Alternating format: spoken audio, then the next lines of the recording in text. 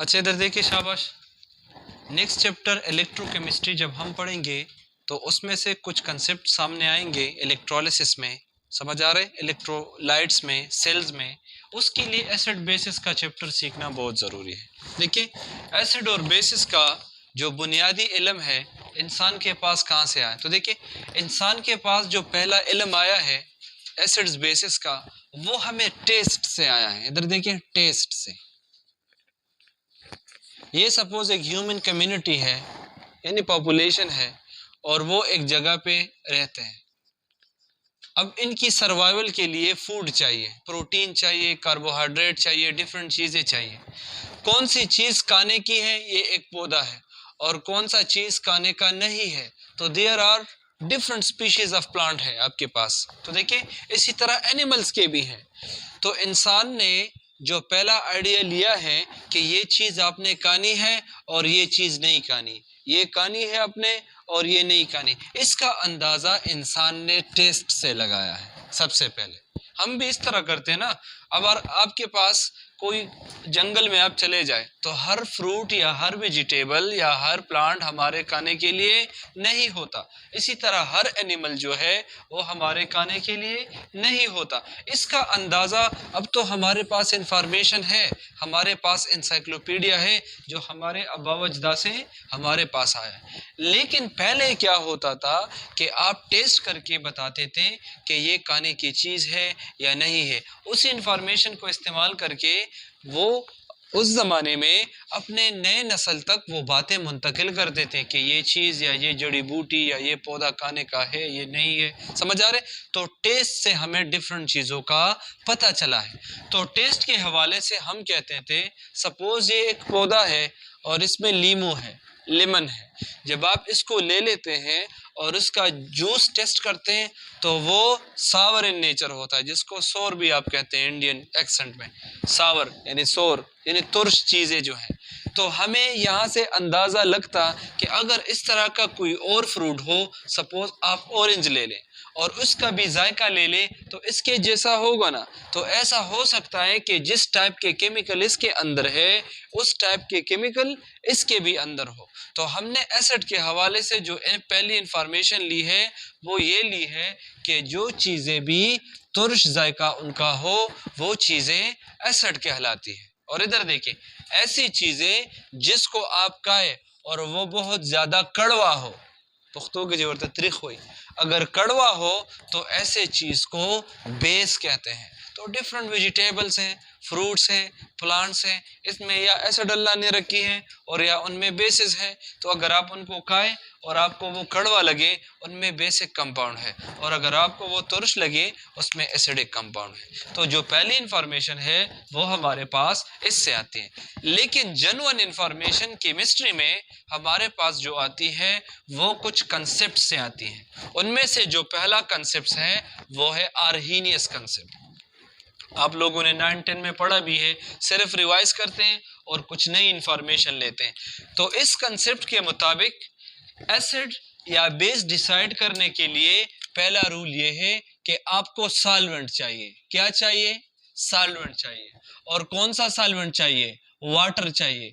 आप किसी भी केमिकल की अगर एसिडिटी या बेसिडिटी चेक करना चाहते हैं तो आपने वाटर लेना है और वाटर में उस केमिकल को डालना है। उसकी एसिडिटी या बेसिडिटी का अंदाज़ा आपको वाटर से चलेगा, सॉल्वेंट से चलेगा। तो हम कहते हैं कि हर वही चीज़ जिसको आप एक्वस सोल्यूशन उसका बनाते हैं यानी पानी में डालते हैं और वो पानी में आपको H पॉजिटिव आयन दे दें जिसको प्रोटॉन कहते हैं, तो ऐसी चीज़ों को एसिड कहा जाएगा।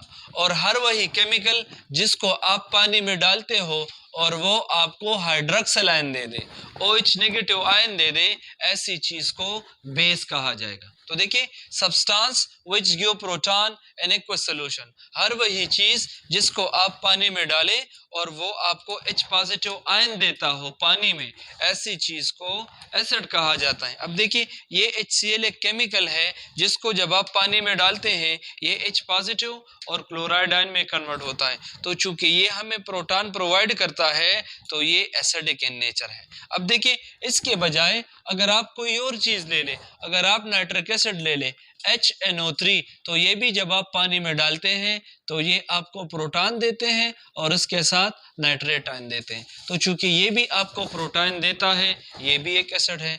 H2SO4 है, इसको भी जब आप पानी में डालते हैं तो ये 2 प्रोटॉन देता है और प्लस सल्फेट आयन देता है, तो ये भी प्रोटॉन देता है। तो हर वही चीज़ जिसको आप पानी में डिज़ोल्व करें और वो प्रोटॉन दे दे, वो एसिड कहलाता है। और हर वही चीज़ जिसको आप पानी में डाल दें और वो आपको हाइड्रोक्सिल आयन दे दे, उसको बेस कहा जाता है। समझ आ रही है कि नहीं आ रहा? अब देखिए, इस कंसेप्ट में जो पहली खामी है वो यही है कि आप हमेशा एसिडिटी या बेसिडिटी को सॉल्वेंट के बेस पे डिसाइड करते हैं। हमेशा सॉल्वेंट आपको चाहिए, और आप अगर किसी केमिकल की एसिडिक या बेसिक नेचर मालूम करेंगे तो सॉल्वेंट में मालूम करेंगे, पानी में मालूम करें। इसमें एक प्रॉब्लम है जो अभी मैं आपको बताऊंगा भी इसके बाद। तो जो सबसे पहला प्रॉब्लम है वो सॉल्वेंट का प्रॉब्लम है। किसका प्रॉब्लम है? सॉल्वेंट का प्रॉब्लम है। इधर देखिए, शाबाश। अभी एक टॉपिक पढ़ेंगे जिसको लेवलिंग इफेक्ट कहते हैं, लेकिन उससे पहले जरा इधर देख लें। अगर आपके पास HCl है और HCl को आप पानी में डालते हैं तो पानी का फार्मूला है H2O। तो मैं ऐसे लिख सकता हूं, ये एक हाइड्रोजन और ये दूसरा हाइड्रोजन, और यहाँ क्लोरीन इलेक्ट्रोनेगेटिव है तो नेगेटिव चार्ज, और हाइड्रोजन इलेक्ट्रोपॉजिटिव है तो पॉजिटिव चार्ज। ऑक्सीजन के पास है लोन पेयर ऑफ इलेक्ट्रॉन, तो ऑक्सीजन इस प्रोटॉन को लेगा। ये अगर इस प्रोटॉन को लेगा तो वाटर का स्ट्रक्चर H2O के बजाय H3O बन जाएगा। और चूंकि ये कोऑर्डिनेट कोवेलेंट बॉन्ड है, प्रोटॉन के पास कोई भी इलेक्ट्रॉन नहीं है, ऑक्सीजन इसको अपने दोनों इलेक्ट्रॉन दे देता है, और खुद के ऊपर चूंकि इलेक्ट्रॉन डोनेट करता है, फिर शेयर करता है, तो कौन सा चार्ज जाएगा? पॉजिटिव। तो इस स्ट्रक्चर को सिंपली मैं ऐसे लिखूंगा, H3O पॉजिटिव। आपने HCl लिया, उसको पानी में डाला, उससे बना H3O पॉजिटिव और साथ में क्लोराइड आयन नेगेटिव। अब आप ऐसे करें कि HBr ले लें। क्या ले लें? ये भी एक एसिड है, ये भी पानी में आप डाल दें। जैसे ही आप इसको पानी में डालेंगे, ये आपको H3O पॉजिटिव देगा और साथ में ब्रोमीन नेगेटिव एनायन देगा। सही है? अब आप ऐसे करें, HI ले लें और इसको पानी में डिजॉल्व करें, ये भी H3O पॉजिटिव देगा और साथ में आयोडीन नेगेटिव देगा। देखिए, ये एसिड भी H3O देता है, ये भी H3O देता है, ये भी H3O देता है। ये एसिड भी एक प्रोटॉन देता है, ये एसिड भी एक प्रोटॉन देता है, और ये भी एक प्रोटॉन देता है। तो अब हम एसिडिटी कैसे डिफाइन करेंगे? जितने प्रोटॉन ये पानी में देता है, उतने प्रोटॉन ये भी देता है, उतने प्रोटॉन ये भी देता है। तो ऐसा होना चाहिए कि सबका एसिडिक स्ट्रेंथ क्या हो? सेम हो, लेकिन वो तो डिफरेंट है। तो सॉल्वेंट जरूरी नहीं है। अब सॉल्वेंट में इसका पता नहीं चलेगा कि कौन सा ज्यादा एसिडिक है, HCl ज्यादा एसिडिक है, HBr ज्यादा एसिडिक है, या HI। ये भी एक प्रोटॉन देता है, ये भी एक प्रोटॉन देता है, और ये भी। तो तीनों में प्रोटॉन डोनेट करने की या देने की एबिलिटी सेम है। ये भी H3O बनाता है, ये भी। तो होना तो ये चाहिए कि सबकी एसिडिक स्ट्रेंथ क्या हो? वाटर में सेम होना। अगर आप वाटर लेते हैं तो सॉल्वेंट इस जगह पे फेल हो जाता है। इसको अभी डिस्कस करेंगे, इसको लेवलिंग इफेक्ट कहते हैं। दूसरी खामी ये है, ये कंसेप्ट ये कहता है कि हर वही चीज जो प्रोटॉन दे वो एसिड कहलाता है। अब ऐसे भी केमिकल हमारे पास हैं जिनमें प्रोटॉन नहीं है, हाइड्रोजन नहीं है, लेकिन वो फिर भी एसिडिक इन नेचर है। अब देखिए, कार्बन डाइऑक्साइड, इसमें कोई प्रोटॉन है? कोई भी प्रोटॉन नहीं, कोई भी हाइड्रोजन नहीं। इसके अलावा सल्फर डाइऑक्साइड आप देख ले, इसमें कोई भी प्रोटॉन नहीं। इसके अलावा नाइट्रोजन डाइऑक्साइड आप देख ले, कोई भी प्रोटॉन नहीं। प्रोटॉन नहीं है मगर they are acidic in nature. तो दूसरी बात भी इनकी जो है, इस पे इतराज बनता है कि प्रोटॉन भी जरूरी नहीं है। ऐसे केमिकल्स होंगे जिनके साथ प्रोटॉन या हाइड्रोजन नहीं है मगर वो एसिडिक इन नेचर है। और देखिए, ये आपने पढ़ा भी है क्लास 9-10 में। अगर आपको एसिड रेन याद हो, एसिड रेन याद है ना आप लोगों को? आप कहते हैं अगर हवा में इंडस्ट्री से गैसेस निकलते हैं लाइक कार्बन डाइऑक्साइड, उसके अलावा नाइट्रोजन डाइऑक्साइड और इसके अलावा सल्फर डाइऑक्साइड, ये हवा में जब बारिश के साथ रिएक्शन करते हैं तो ये बनाते हैं कार्बोनिक एसिड, ये बनाते हैं नाइट्रिक एसिड, याद है ना 10th केमिस्ट्री, और ये बनाते हैं सल्फ्यूरिक एसिड। तो देखिए, ये एसिडिक इन नेचर है। ये एसिड बनाते हैं। समझ आ रहा है कि नहीं आ रहा? नेक्स्ट देख लें, अब ऐसे भी चीजें हैं जिनमें प्रोटॉन है मगर वो बेसिक इन नेचर है। ये कंसेप्ट कहता है कि हर वही चीज जिसमें प्रोटॉन है वो एसिडिक होगा, मगर ऐसी चीजें भी है जिनमें प्रोटॉन भी है मगर वो बेसिक है। अब आप अमोनिया देख ले, NH3 में प्रोटॉन है, 3 हाइड्रोजन है, मगर as a whole ammonia basic in nature है, वो एसिडिक इन नेचर नहीं है। किस तरह से? ये ब्रांच्ड ऑलिवरी कंसेप्ट में समझ आ जाएगा। नेक्स्ट देख लें, अब इस डेफिनेशन के मुताबिक हर वही चीज जिसमें OH हो वो बेस इन नेचर होगा, मगर हमारे पास ऐसे भी कंपाउंड्स हैं जिनमें OH है मगर वो एसिडिक इन नेचर है। अब अल्कोहल है CH3OH, ये बेस होना चाहिए था मगर alcoholic is acidic in nature. अब देखिए ये कार्बोक्सिलिक एसिड है, सिरके का फार्मूला है ना, इसमें OH आपको नजर आता है, इसमें OH है मगर ये एसिडिक इन नेचर है। अब देखिए बोरिक एसिड, इसका फार्मूला है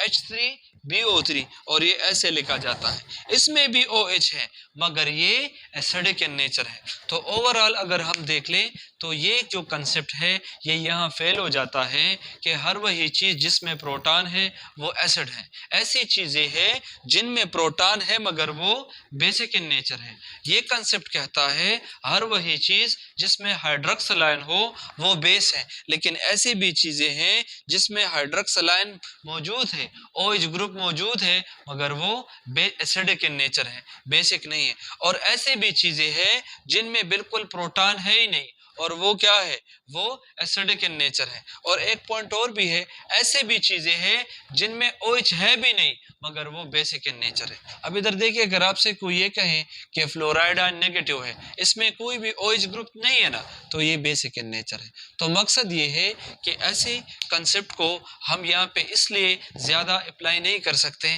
कि पहला सॉल्वेंट का प्रॉब्लम है और इसके बाद इन जो प्रोटॉन की डिफिनीशन है, हाइड्रोक्सिल की डिफिनीशन है।